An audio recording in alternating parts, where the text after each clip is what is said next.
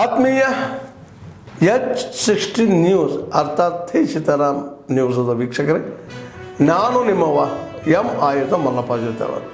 ತಾವು ಈಗ ಸುದ್ದಿಗಳ ಲೋಕಕ್ಕೆ ಎಂಟ್ರಿ ಹೊಡಿತಾ ಇದ್ದೀರಿ.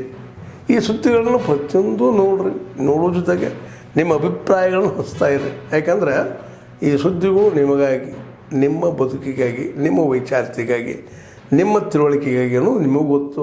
ಜೊತೆಗೆ ನಮಗೂ ನಿಮ್ಮೊಂದಿಗೆ ಇದೊಂದು ಮಾತಾಡುವಂಥ ಜೊತೆಗೆ ಸುದ್ದಿಗಳನ್ನು ಬಿಡುವಂಥ ಕೆಲಸ. ಈ ಕೆಲಸದಲ್ಲಿ ನಾವು ನಿಮ್ಮೊಂದಿಗಿದ್ದೀವಿ ಅಂತ ಹೇಳ್ತಾ ನೋಡ್ತಾ ಇರಿ ಈ ಸುದ್ದಿಗಳನ್ನು.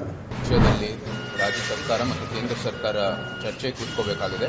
ಅದಕ್ಕಾಗಿ ಆ ಪ್ರಕ್ರಿಯೆಯನ್ನು ಇಲ್ಲಿ ರಾಜ್ಯ ಸರ್ಕಾರದಿಂದಾನೇ ಪ್ರಾರಂಭ ಆಗಬೇಕು ನಿಟ್ಟಿನಲ್ಲಿ ಮುಖ್ಯಮಂತ್ರಿಗೆ ಒತ್ತಾಯಿಸಿದ್ದೀವಿ. ಈ ಒಂದು ಪ್ರಕ್ರಿಯೆ ಕೆಲವು ಬೈಠಕ್ಗಳನ್ನು ಏರ್ಪಡಿಸಿದ ನಂತರ ಏನು ಕೆಲವು ವಿಚಾರ ಇದೆ ಇರಿಗೇಷನ್ ಚಾನೆಲ್ದು ಮತ್ತು KPTCL ಲೈನ್ದು, ಅದರ ಸಂಬಂಧಪಟ್ಟಿರೋದು ಹೇಗೆ ಪರಿಹರಿಸಬೇಕು ಅಂತ ಒಂದು ಬೈಠಕ್ ಮಾಡಲಿ ಅಂತ ಆ ನಿಟ್ಟಿನಲ್ಲಿ ಅವರಿಗೆ ಭೇಟಿಯಾಗಿದ್ವಿ. ಅದರ ಜೊತೆಗೂ ಸಹ ನಮ್ಮ ಮೈಸೂರಲ್ಲಿ ನಮ್ಮ ಕರ್ನಾಟಕ ಸ್ಟೇಟ್ ಕ್ರಿಕೆಟ್ ಅಸೋಸಿಯೇಷನ್ ಏನಿದ್ದಾರೆ ಅವರು ಅಲ್ಲಿ ಒಂದು ಕ್ರಿಕೆಟ್ ಸ್ಟೇಡಿಯಂ ನಿರ್ಮಾಣ ಮಾಡೋಕ್ಕೆ ಎಲ್ಲ ರೀತಿಯ ಸಿದ್ಧತೆಗಳು ಮಾಡ್ತಾ ಇದ್ದಾರೆ. ಬರೀ ಜಮೀನಿನ ಒಂದು ಕೊರತೆ ಇರೋ ಕಾರಣಕ್ಕಾಗಿ ಅದರದ್ದು ಸಹ ಪ್ರಕ್ರಿಯೆಯನ್ನು ಮುಖ್ಯಮಂತ್ರಿಗಳು ಕ್ಯಾಬಿನೆಟ್ ಡಿಸಿಷನ್ ತಗೋಬೇಕು ಅಂತ ಆ ನಿಟ್ಟಿನಲ್ಲಿ ಅವ್ರಿಗೂ ಸಹ ಅದೊಂದು ಒತ್ತಾಯಿಸಿದ್ದೀವಿ. ಎರಡಕ್ಕೂ ಸಹ ಅವರು ಬೆಂಬಲವನ್ನು ಕೊಟ್ಟಿದ್ದಾರೆ. ಅವರು ಆದಷ್ಟು ವೇಗವಾಗಿ ಅವರು ಸಹ ಪರಿಹಾರ ಕೊಡ್ತಾರೆ ಅಂತ ಹೇಳಿದ್ದಾರೆ.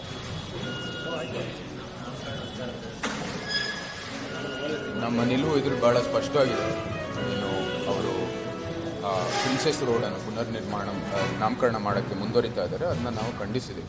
ಕಾರಣ ಅಂದರೆ ಅದು ಮಹಾರಾಜ್ ತಂಗಿಯ ಹೆಸರಲ್ಲಿ ಅವರ ನೆನಪಿನಲ್ಲಿ ಆ ರೋಡನ್ನು ನಾಮಕರಣ ಮಾಡಿದ್ದಾರೆ. ಅಲ್ಲೇ TB ಸ್ಯಾನಿಟೋರಿಯಮನ್ನು ಕೂಡ ನಿರ್ಮಾಣ ಮಾಡಿದ್ದಾರೆ. ಯಾಕೆಂದರೆ ಅವರ ತಂಗಿ ಪ್ರಿನ್ಸೆಸ್ ಕೃಷ್ಣಾಜಮಣಿಯವರು TBಗೆ ಬಲಿಯಾಗ್ತಾರೆ.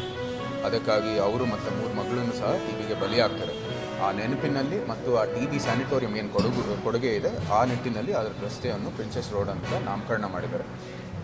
ಅದರ ಜೊತೆಗೆ ಅಲ್ಲಿರುವಂಥದ್ದೆಲ್ಲ ಆರೋಗ್ಯ ಸಂಸ್ಥೆನೂ ಕೂಡ ಅದು ಆ TB ಸ್ಯಾನಿಟೋರಿಯಂ ಜಾಗದಲ್ಲೇ ನಿರ್ಮಾಣ ಆಗಿರುತ್ತೆ. ಸೊ ಮೂಲ ಕೊಡುಗೆ ಮಹಾರಾಜರು ಆಗಿರೋ ಕಾರಣಕ್ಕಾಗಿ ಅವರ ನೆನಪಿನಲ್ಲಿ ಅದು ಪ್ರಿನ್ಸೆಸ್ ರೋಡನ್ನು ನಾಮಕರಣ ಮಾಡಬೇಕಾಗಿ ಅದನ್ನ ಪ್ರಿನ್ಸೆಸ್ ರೋಡ್ ಆಗೇ ಇರಲಿ ಅಂತ ನಾವು ಅಲ್ಲಿ ಏನು MCC ಅಲ್ಲಿರುವಂಥದ್ದು ಅಥಾರಿಟಿಗಳಿಗೆ ನಾವು ಒತ್ತಾಯಿಸಿದ್ದೀವಿ. ನಂತರವೂ ಸಹ ಏನು ದಾಖಲೆಗಳು ಬೇಕಾಗಿದೆ ಅದನ್ನೂ ಸಹ ನಾವು ಒತ್ತಾಯಿಸಿದ್ದೀವಿ. ಮತ್ತು ನಾವು ಹೇಳಿದ್ದೇವೆ ನಮಗೇನು ದಿವಂಗತ ಏನು ಆ ವಿಚಾರವಾಗಿ ಏನು ಮಾತಾಡ್ತೀವಿ ಕರೆ ಕೊಟ್ಟಿದ್ದೀನಿ ನಾನೇ ನಕ್ಸಲರಿಗೆ ಶರಣಾಗಿ ಅಂತೇಳಿ ಸ್ಟೇಟ್ಮೆಂಟ್ ಕೊಟ್ಟಿದ್ದೀನಿ. ಮೋಸ್ಟ್ಲಿ ಅವರ ಮನ ಪರಿವರ್ತನೆ ಆಗ್ತದೆ ಅಂತೇಳಿ ಅಂದ್ಕೊಂಡಿದ್ದೀನಿ. ಶರಣಾಗತಿ ಒಪ್ಪಿದ್ದಾರೆ ಸರ್?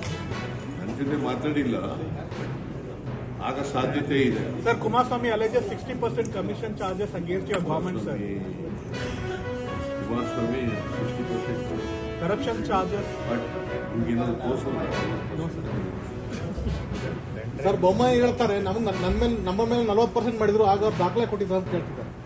ಬಸವರಾಜ ಬೊಮ್ಮಾಯಿ ಅವರು. ನಾನು ಕೊಟ್ಟಿಲ್ಲ, ಕಾಂಟ್ರಾಕ್ಟ್ ಹೇಳಿದ್ರು. ಬಸವರಾಜ ಬೊಮ್ಮಾಯಿ ಇರುವಾಗ ಕೆಂಪಣ್ಣವ್ರು ಯಾರು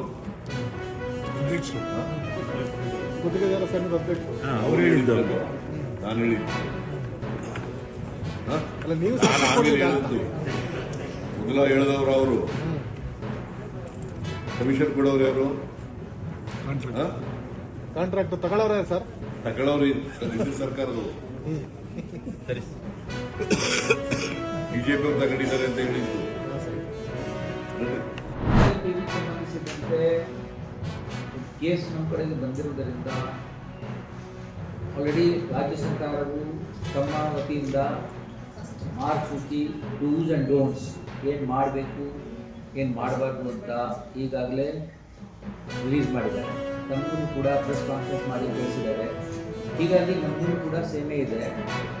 ನಾವೆಲ್ಲರೂ ನೋಡಿ, ಕೋವಿಡ್ ವಿಚಾರದಲ್ಲಿ ಇದು ನ್ಯೂಮೋನಿಯಾ ಅಂತ ಇರೋದರಿಂದ ಮತ್ತು ಇದನ್ನು ಒಬ್ಬರಿಂದ ಒಬ್ಬರಿಗೆ ಹರಡ್ತಕ್ಕಂಥ ವಿಚಾರ ಇರೋದರಿಂದ ಕೋವಿಡ್ನಲ್ಲಿ ನಾವು ಏನೇನೋ ಎಚ್ಚರಿಕೆ ವಹಿಸ್ತಾ ಬಂದಿದ್ದೇವೆ. ಅದೇ ಪ್ರಕಾರ ಎಚ್ಚರಿಕೆಯನ್ನು ವಹಿಸಬೇಕಾಗುತ್ತೆ. ಸ್ಯಾನಿಟೈಸರ್ ಯೂಸ್ ಮಾಡಬೇಕು.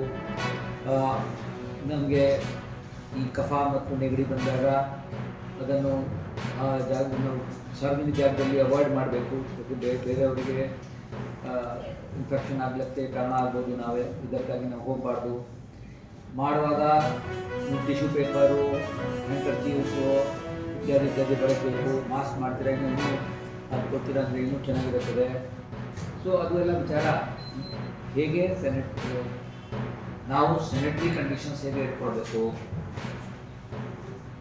ಕೈ ತೊಳೆಯೋದು, ಸ್ಯಾನಿಟೈಸರ್ ಬಳಸೋದು, ಕಫ ನೆಗಡಿ ಇತ್ಯಾದಿ ಇದ್ದಾಗ ಸಂಬಂಧಿಸಿದಂತೆ ಕೇಸ್ ನಮ್ಮ ಕಡೆಗೆ ಬಂದಿರುವುದರಿಂದ ಆಲ್ರೆಡಿ ರಾಜ್ಯ ಸರ್ಕಾರವು ತಮ್ಮ ವತಿಯಿಂದ ಮಾರ್ಗಸೂಚಿ ಡೂಸ್ ಆ್ಯಂಡ್ ಡೋಂಟ್ಸ್ ಏನು ಮಾಡಬೇಕು ಏನು ಮಾಡಬಾರ್ದು ಅಂತ ಈಗಾಗಲೇ ರಿಲೀಸ್ ಮಾಡಿದ್ದಾರೆ.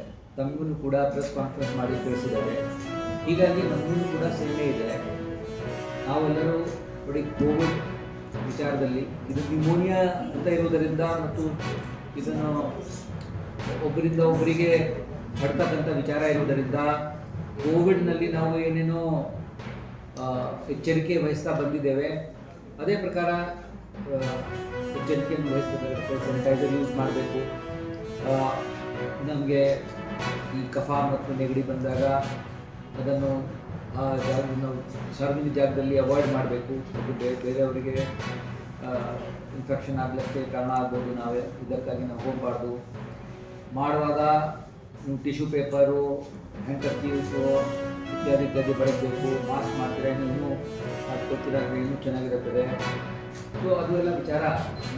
ಹೇಗೆ ನಾವು ಸ್ಯಾನಿಟರಿ ಕಂಡೀಷನ್ಸ್ ಹೇಗೆ ಇಟ್ಕೊಳ್ಬೇಕು, ಕೈ ತೊಳೆಯೋದು, ಸ್ಯಾನಿಟೈಸರ್ ಬಳಸೋದು, ಕಫ ನೆಗಡಿ ಇತ್ಯಾದಿ ಇದ್ದಾಗ.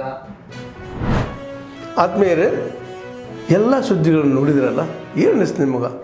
ಇದರಲ್ಲೇ ನಿಮ್ಗೆ ಲೈಕ್ ಆಗಿರ್ಬೋದು, ಡಿಸ್ಲೈಕು ಆಗಿರ್ಬೋದು, ಕಾಮೆಂಟ್ ಬೇಡಪ್ಪ ಅಂತೂ ಅನಿಸಿರ್ಬೋದು, ಕಾಮೆಂಟ್ ಮಾಡಬೇಕಪ್ಪ ಅನಿಸಿರ್ಬೋದು, ಶೇರ್ ಮಾಡಬಾರ್ದಪ್ಪ ಅನಿಸಿರ್ಬೋದು, ಅದು ಮಾಡಬೇಕು ಅನಿಸಿರ್ಬೋದು. ಏನಾದರೂ ಆಗಲಿ ಶೇರ್ ಮಾಡ್ತಾಯಿರಿ, ಈ ನ್ಯೂಸ್ಗಳನ್ನ ಹಂಚ್ತಾ ಇರಿ, ಜೊತೆಗೆ ಇದಕ್ಕೆ ಸಬ್ಸ್ಕ್ರೈಬ್ ಆಗ್ತಾಯಿರಿ ಅಂತ ಹೇಳ್ತಾ H16 ನ್ಯೂಸ್ ಅರ್ಥಾತ್ ಹೇ ಸೀತಾರಾಮ್, ಇದು ಸತ್ಯದ ಕೈಗೆ ನಡಿ. ವಂದನೆಗಳು.